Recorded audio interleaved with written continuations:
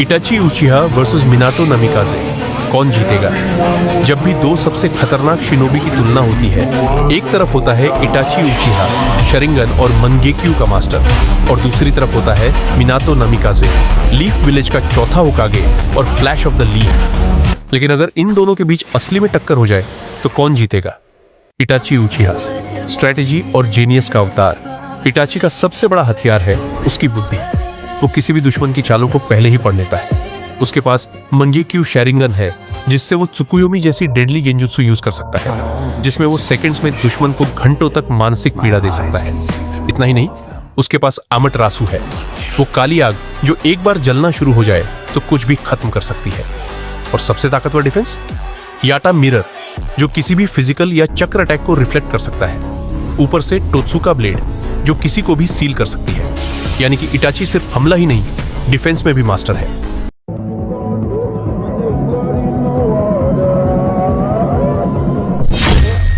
そのシャリンガン、お前はどこまで見えている?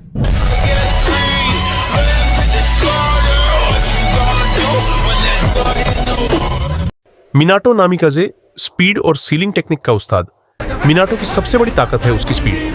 Flying thunder God technique से वो पलक झपकते ही कहीं भी ट्रैवल कर सकता है। उसका रिएक्शन टाइम इतना तेज है कि वो बीजू बॉम्ब को भी सील कर सकता है। उसने कुरामा जैसे नॉटेंस को भी हैंडल किया और ओबिटो जैसे डेंजरस शिनोबी को हराया। मिनाटो का सेंसिंग पावर भी बहुत स्ट्रांग है। उसे दूर से ही दुश्मन की लोकेशन का पता चल जाता है। वो रासेंगन का आविष्कारक है और साथ ही उजुमाकी क्लैन की सील टेक्निक्स का मास्टर है।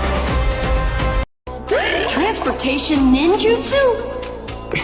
Look, you know the summoning jutsu, right? Huh? Yeah. Well, think of it as that type of jutsu. The special kunai is the target, and no matter how far away you are, you can transport right to the kunai instantaneously, and Lord Forth is the only one who's currently able to use that jutsu. Oh, okay, I get it. I gotta say, my dad's pretty cool.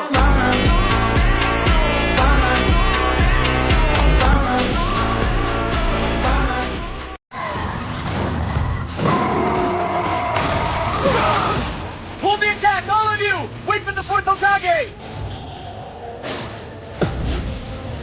Bad. He's going to do that again! Lord Third Hokage! Summoning Jutsu! Is that... It's the fourth Hokage!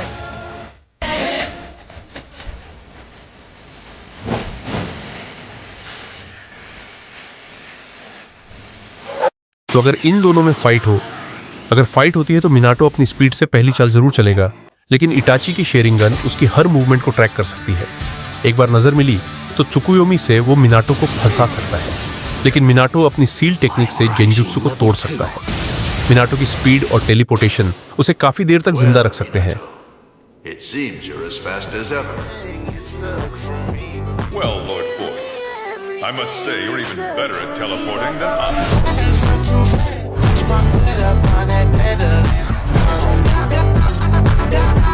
लेकिन Itachi की याता mirror और टोत्सुका blade उसे close range में super dangerous बनाती है।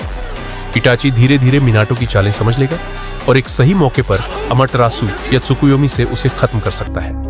पर अगर मिनाटो पहले ही उसे एक बढ़िया सीलिंग टेक्निक से ट्रैप कर दे तो इटाची का खेल भी खत्म हो सकता है। फाइनल फैसला, इटाची एक स्ट्रेटेजिस्ट है, वो बिना जरूरत रिस्क नहीं लेता।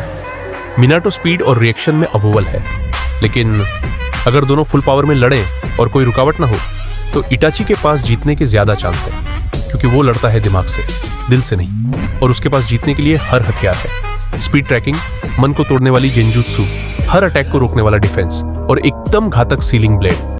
अगर आपको ये एनालिसिस पसंद आया हो तो जरूर बताएं। अगली बार किसकी फाइट देखना चाहोगे? मदारा वर्सेस हाशिरामा या फिर नारुतो वर्सेस गोकू? कमेंट करके बताओ। So this is the power of the Sharingan. No matter how hard a ninja trains.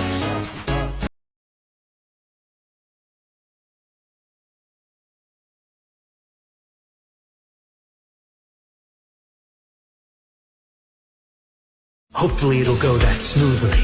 But still, as I explained to you earlier, this jutsu has neither weaknesses nor any risks. Every jutsu has a weakness.